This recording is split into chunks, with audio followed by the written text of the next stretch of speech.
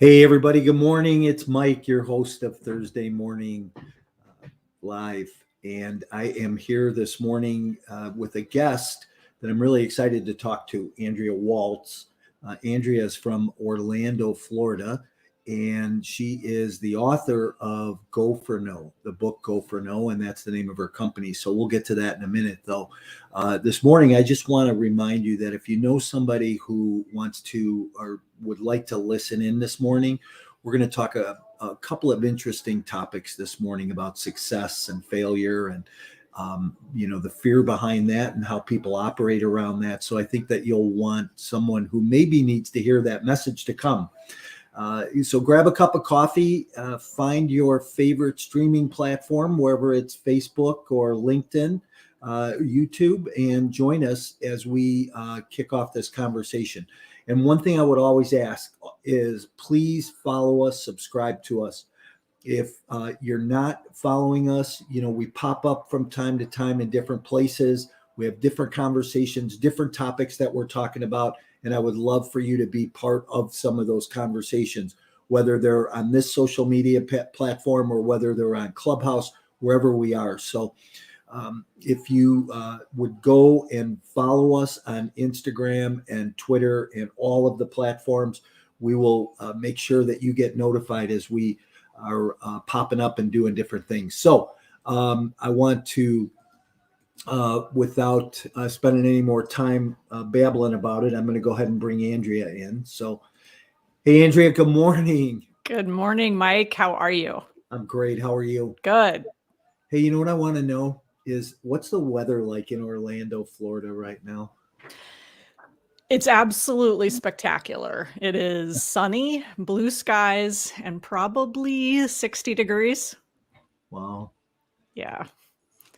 And if my husband could have it like this all year round, all the time, he would. I would prefer it to be about 20 degrees warmer. Have you always lived in Orlando? No, we've been here now about 11 years. Before that, we lived in the Pacific Northwest. And before that, we were in Southern California. Where in Southern California? Orange County area. Okay. Yeah. Why not there anymore? Oh, so many reasons. Where do I begin? We left California just because it was just a really expensive place to live, and we're entrepreneurs. We can run our business from anywhere. So we decided to go to Washington State, which is a no state income tax, something that California is decidedly not. So yeah, we just wanted to save a couple bucks and Florida for the same reason. But Florida, we made that change because I couldn't take the cloudy days anymore. Yeah. So here's what I know, right? Yeah, there's taxes. Yeah, there's, kind of bureaucracy. Yeah, it's overcrowded, but it's not humid. There's no June bugs. There's no big mosquitoes. I don't have to put a screen in my window. For whatever reason, I kind of like Southern California. So, you know what? I love it. I love it too. I love money. Yeah, I hear you. And we're going to talk a little bit about that today. But hey, here's a question for you. Why don't you tell everybody a little bit about your background, how you got doing what you're doing, talk about Go for No a little bit, and, just kind of introduce yourself.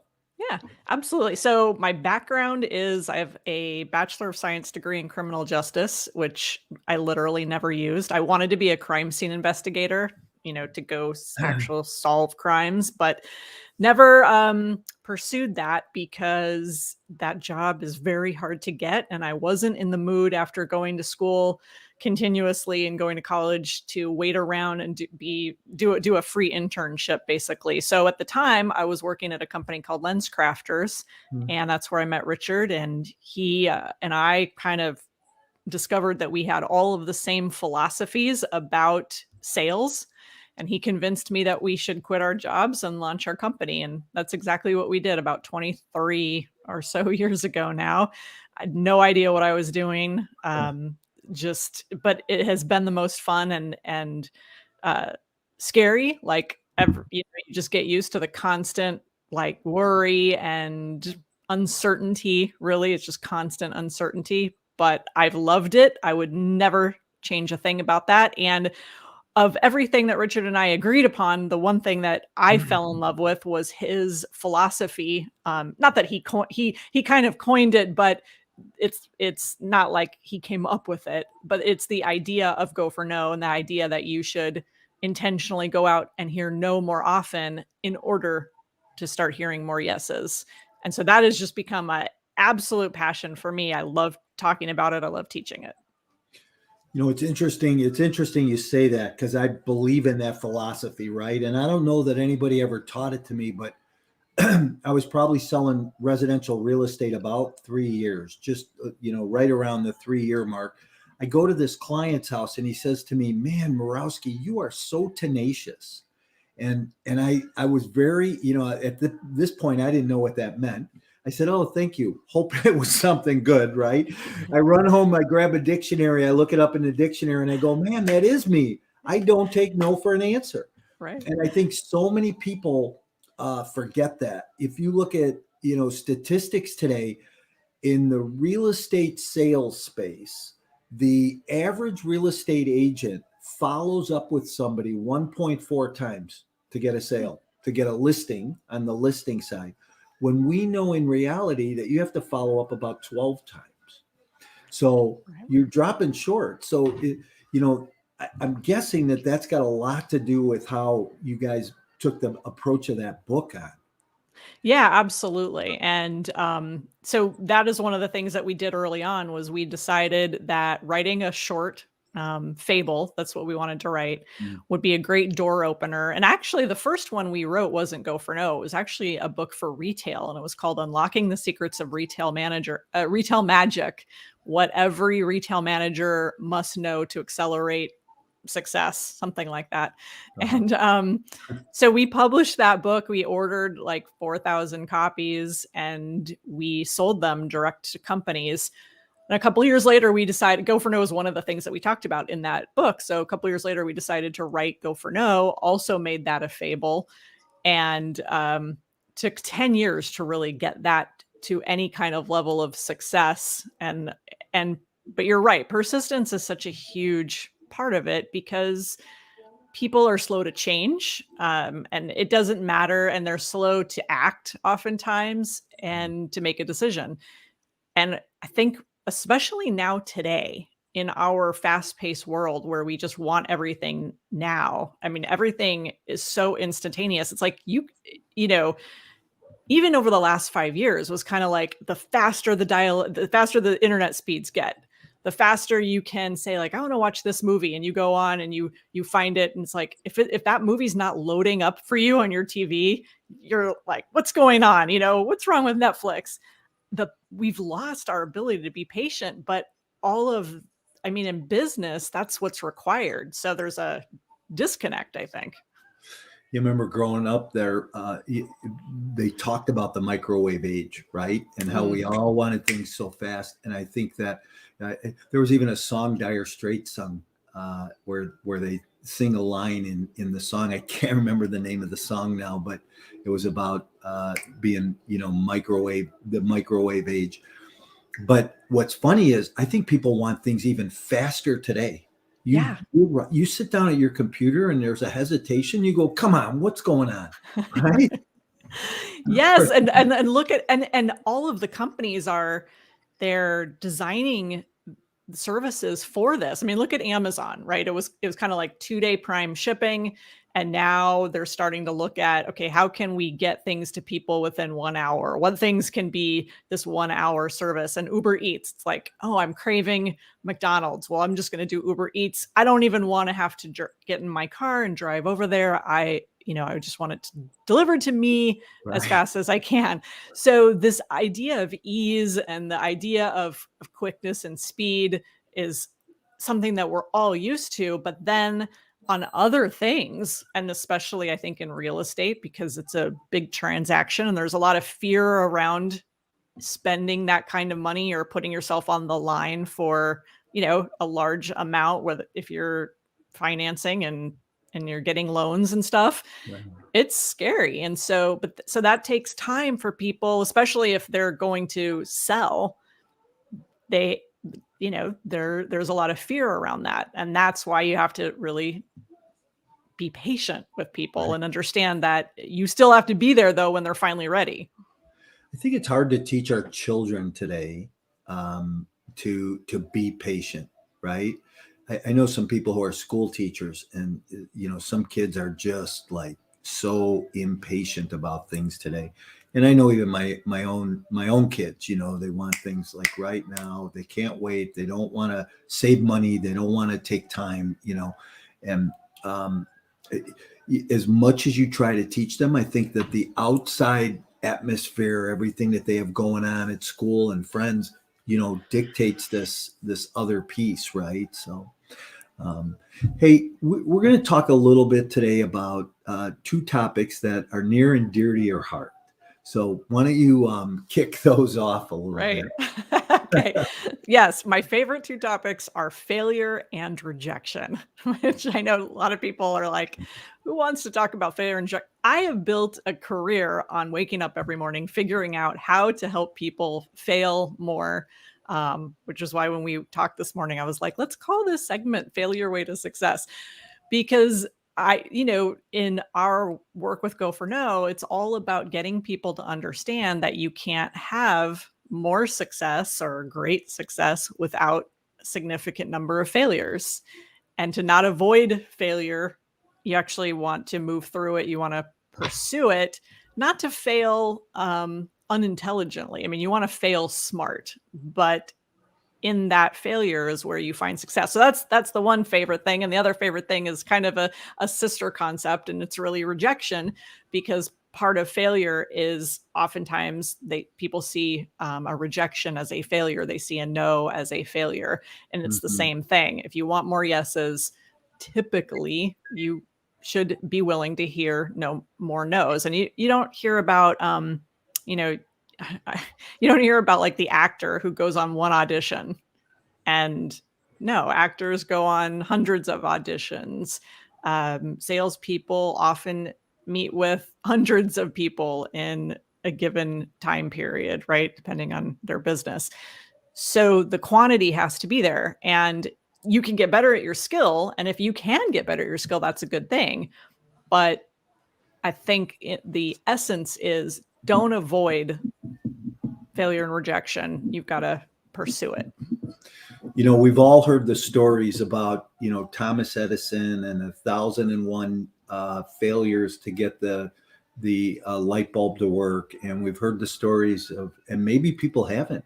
Colonel Sanders, Right. when I think he was 67 or 69 when he had his chicken recipe, and over 100 or over 1,000 no's. I can't remember the exact number, Yep. but this goes back to the comment I made earlier about the average real estate sales agent who is, will only follow up 1.4 times, because, people hate to hear no. But, if you're a waitress in a restaurant and you're coming out and, hey, do you want coffee? Do you feel rejection when somebody says, no, I don't want any more coffee?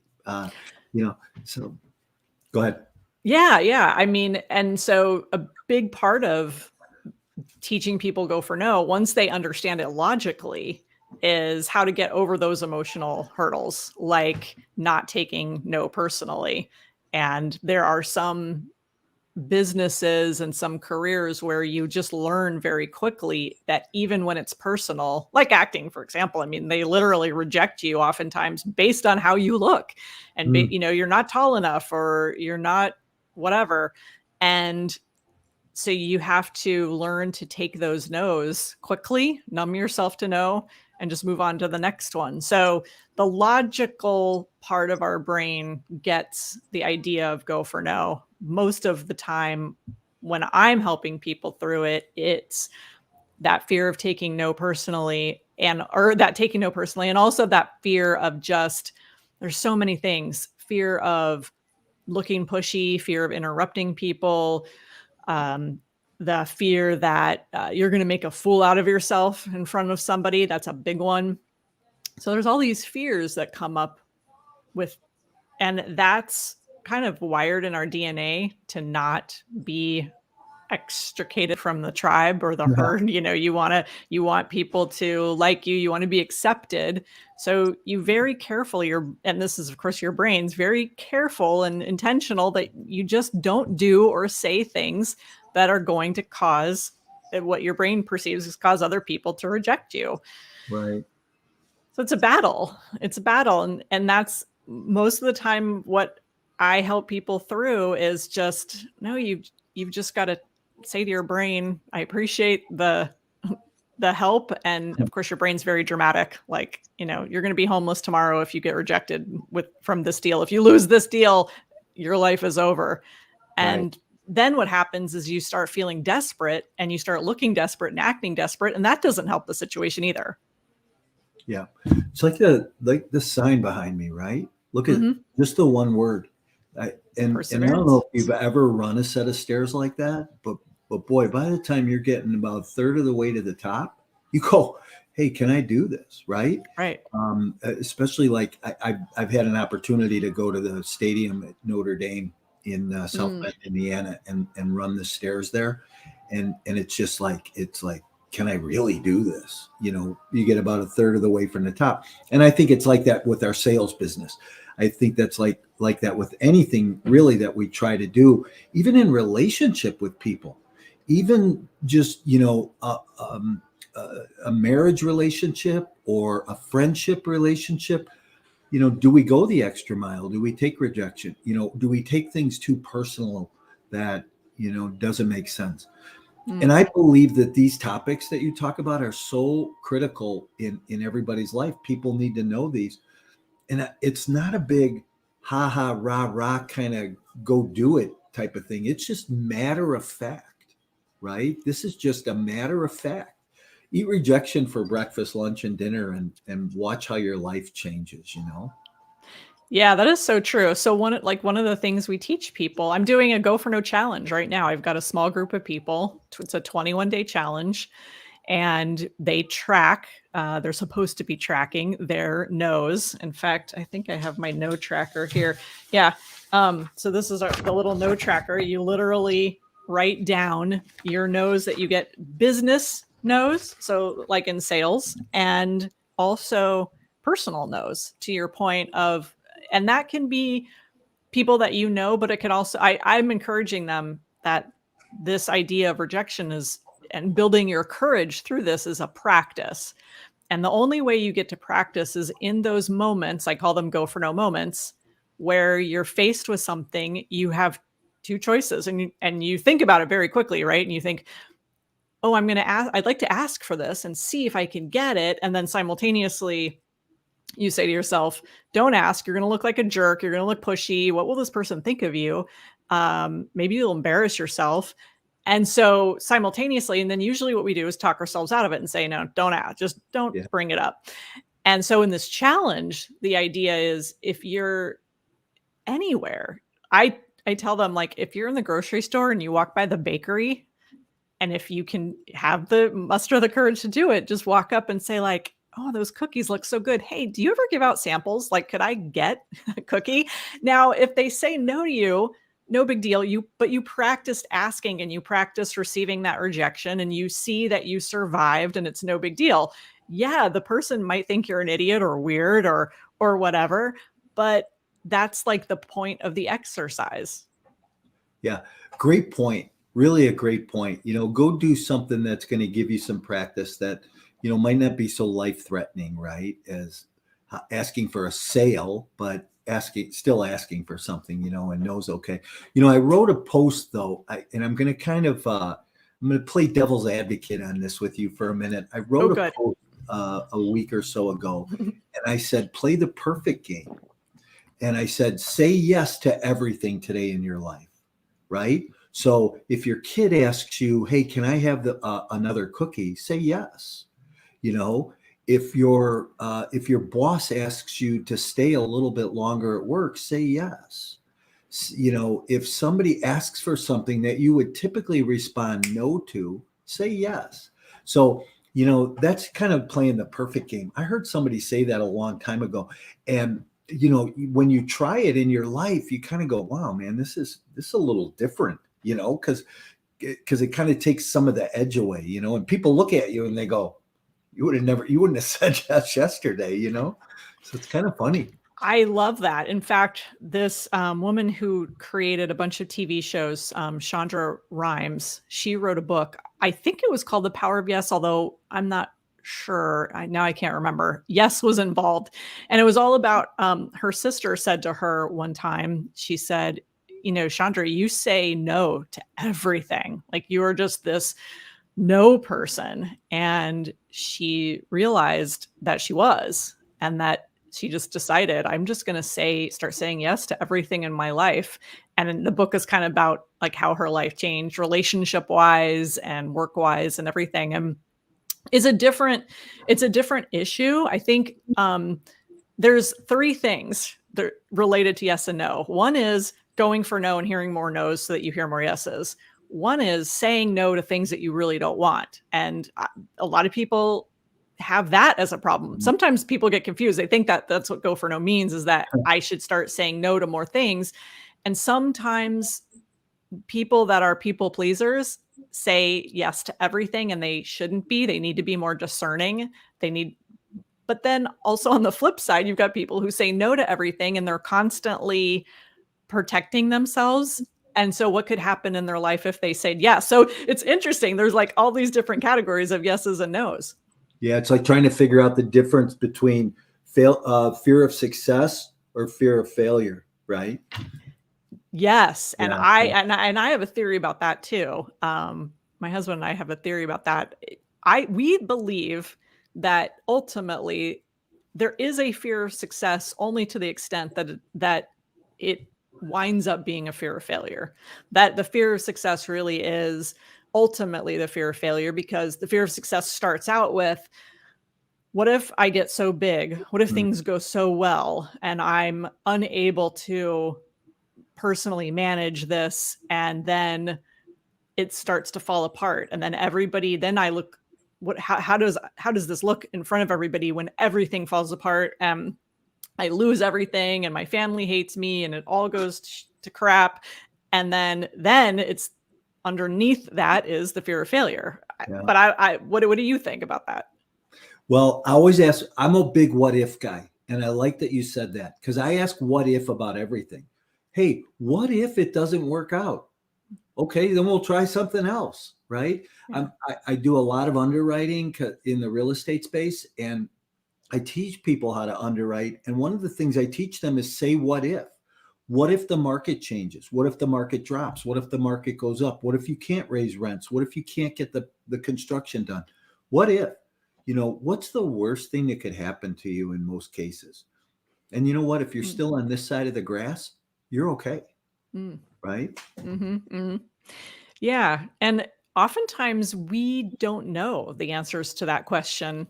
And so that's when you have to just take that risk and say, well, I'll be better off if I try it than not. I kind of like the analogy in my head is when you're unsure of something, and you're completely frozen and you just don't know the decision to make. I think about being in a bus stop, and if you were just sit at that bus stop and not move and not go anywhere, well, if the bus pulls up, just even though you don't know exactly where it's going and how it's going to work out, maybe get on, because it's going to take you a few miles down the road and you can get out, and I think the view will look different and maybe things will have transpired.